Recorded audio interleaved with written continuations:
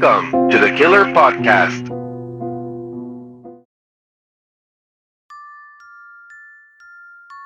My name is Benjamin Williams. I've always been interested in the paranormal and the unknown. I used to scroll through numerous podcasts and YouTube channels just to listen to whatever caught my attention. Anything that was based on paranormal, believe me, I've heard it. But I wanted more. The more I listened to various things based on the paranormal, the more interested I was. Becoming a paranormal investigator was not the route for me. I'd rather be a listener to be in the front line. I was looking up once again paranormal podcasts just to see if anything was new. I decided to keep scrolling down as long as the list continued. I kept scrolling down and finally came to a channel I've never seen before, or at least not that I remember. It had a dead logo with the name Killer Podcast. I would have skipped it just because of its cheesy logo and name, but I was starving for more stories in the subject, so I clicked it and I began to listen. I could hear a story being narrated with such amazing details, and it kept me listening. I've heard better stories than these being told, but at least they were new to me. After listening for a while, I finally come out of the basement and head towards the kitchen for dinner. My wife is a very good cook. Though our marriage isn't going as it used to before, maybe if we had kids one day it would help strengthen our marriage. Who am I fooling? I feel like she's gone distant from me since all I do is basically live in the basement, listening to stories, or fairy tales as she likes to call them out of anger. I finished my dinner, and as you can guess, I headed back to the basement. I tuned in once again and began to listen to the Killer Podcast. I noticed that every main character in the Killer Podcast ends up dying. It kinda spoils it since I already know that none of them make it alive. But listening to the gruesome ways they die is what kept me listening. Welcome to the Killer Podcast. This evening we'll be ending the life of Blake Bryce, who's an American activist in attempts to save the forest from loggers, loves the wild, and is a single man whose family consists of his parents and two brothers. Blake Bryce is in the Salmon-Callis National Forest in Idaho. He's gone camping to get away from civilization and be one with nature, at least till his camping trip is over. It's getting dark, but lucky for him, he has a campfire going. We can't just kill him yet as he would leave the fire burning, so we'll just have to wait till he puts it out and gets ready to sleep. He starts to walk towards the river with his fishing gear. This would have been a perfect way for him to die drowning. But remember, my faithful listeners, he has that campfire still burning. He sets up and begins to fish. Lucky for him, within the first cast, he catches his first fish. Casts the line again, and once again, he catches his second fish. He casts the line for the third time, and once again, he catches his third fish. Now he's caught himself a decent amount of fish for his next meals. Poor fish, they won't all get eaten. At least not by him. Blake makes his way back to his campsite, quickly guts and cooks a fish for himself. Now he's just sitting around the campfire, admiring nature. Then the moment we've all been waiting for. He puts out the campfire. He hurries into the tent and pulls out a book to read. But little does he know that in the shadows that surround him, his death awaits. Something hits his tent, but it's not big enough to startle him. He decides to go check it out.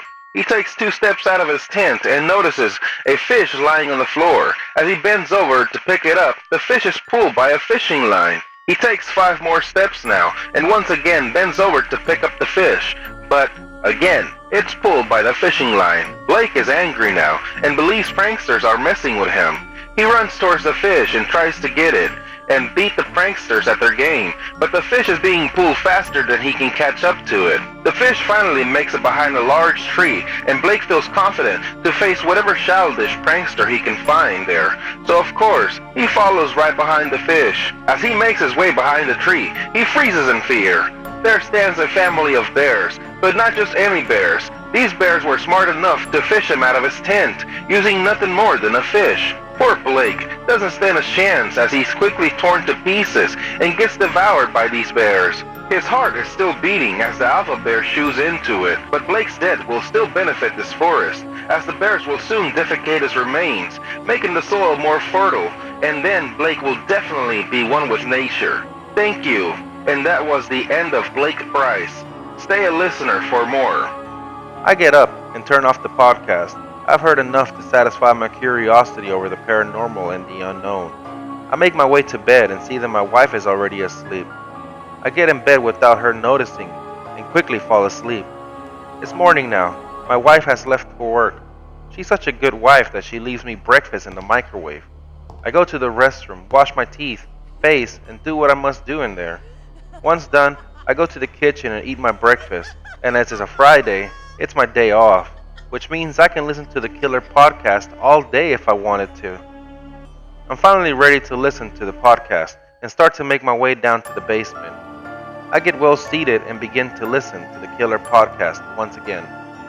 Welcome to the Killer Podcast. On this beautiful and lovely morning, we'll be ending the life of Elizabeth Williams. She is into real estate business and is also a loving wife, or at least that's what her husband thinks. Wow, what a coincidence. That's my wife's name, and she also into real estate. She's going to have a laugh when I tell her about this. She has an open relationship with her boss at work, and everyone in the office knows it. Now let's get ready to end her life. Elizabeth is in her boss's office, satisfying him and herself. It's been 15 minutes now, and they're finally done. Elizabeth starts to walk to the ladies' room to clean up and look at herself in the mirror. Make sure she still looks beautiful, according to her standards. She opens the faucet and begins to wash her hands as she stares at herself in the mirror. She's really conceited, don't you guys think? She makes it out of the restroom, goes back to her boss's office and asks permission to smoke a cigarette. Her boss tells her it's fine and that she needs to hurry back in for more. Now Elizabeth is hurrying up to get back at it with her boss. She's burning up for more. What a lady. She gets to her car and lights up that cigarette. She acts like a whole different woman than she is at home with her husband.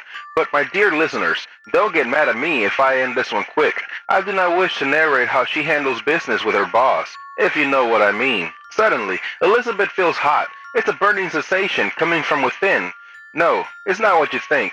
She starts to light up in flames now. It's a fire that started, and she's not able to put it out. Engulfed in flames, she runs back into the office, but everyone is horrified to see her beauty melt away. Even her boss is disgusted. One of the employees there thinks quick and gets a fire extinguisher, but it's all in vain. This fire you can't put out, as it comes from within, known as spontaneous human combustion. She died staring at her boss for help.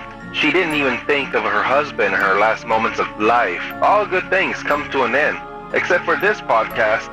We'll take a 5-minute break and we'll be back to end another life. The podcast has taken a break and has left me wondering a lot about my wife. I decided to give her a call, but she doesn't answer. So I call the office and her boss answers the phone. Mr. Williams, I'm sorry to say, but your wife suffered a tragic death. A tragic death? What do you mean a tragic death? Where's my wife? I'm sorry for your loss, Mr. Williams. I'm sure the officers investigating the case can give you further details on her. He hangs up on me. I wonder how the Killer Podcast narrated her death. I'm baffled. If this podcast really has the power to end someone's life, then I've been listening to people die in horrible and unknown circumstances. And if everything that the narrator says is true, then she was living a double life, cheating on me with her boss. That just hurts me, as I always thought of her as a perfect wife. I quickly remember one of the victims' name, Blake Bryce, and I look him up on my computer. Results start to pop up. He was an activist who's gone missing on a camping trip in the Salmon Callis National Forest in Idaho. My heart drops as I'm reading this. It's been 3 hours now and police finally came and knocked on my door. They give me the terrible news. My wife has passed away due to spontaneous human combustion. They're not sure what causes it or how to stop it in time. After minutes of talking to them, they leave. I'm all alone in this house now. I'm sad and angry at the same time. Sad because I miss her, but angry for how little she cared about our marriage. It's nighttime now, and I've been laying in bed not being able to go to sleep. I get back up, decide to listen to my Mysterious Killer podcast now. I make it to the basement, and I get comfortable, as much as I can. Welcome to the Killer Podcast. Our next victim this evening happens to be a listener, and what a lucky fella, since his family is the first one in history of this podcast to get chosen twice in a day. He goes by the name Benjamin Williams. He's a loner, loves his basement more than he loved his wife, and to top it all off, he's not sure how he feels about his wife's death that took place earlier on this show. He's sad, angry, back to sad, and angry again. Let's put an end to his miserable life. I'm filled with fear as my body shakes and trembles. Benjamin is in his basement right now. What a surprise. He doesn't know what to do or where to go as he knows we're coming for him. He starts to hear a loud knocking at the door, so he quickly gets his phone to call the police, but soon finds out he has no service. What a smart guy. He's trying to contact them using the internet service on his computer, but it won't connect. The front door gets kicked in, and he can hear someone slowly walking towards the basement. He doesn't stand still, and he starts to run out the basement with his phone and heads towards the back door. As he gets to escape our slow walker, he hides in the woods located in the back of his property. Out of the shadows, more of our walkers start to make their way towards him, and now Benjamin is running further into the woods. Once again, he tries to make a phone call to the police, but has no service. We should allow him as a listener to at least be able to listen to this awesome killer podcast. After all, he is being featured in it. Now he's able to listen to the podcast, and his heart is pounding like it's about to explode in his chest. He continues running, but he's too fast for our slow walkers. We'll just have to do this one quick, as we only have 2 minutes left on our show before it ends for the night. A round-shaped aircraft, or should I say spacecraft, comes from the stars and hits him with a light beam brighter than 1,000 suns. His body quickly disintegrates. Nothing is left of him but his phone that he dropped in the woods as he was running.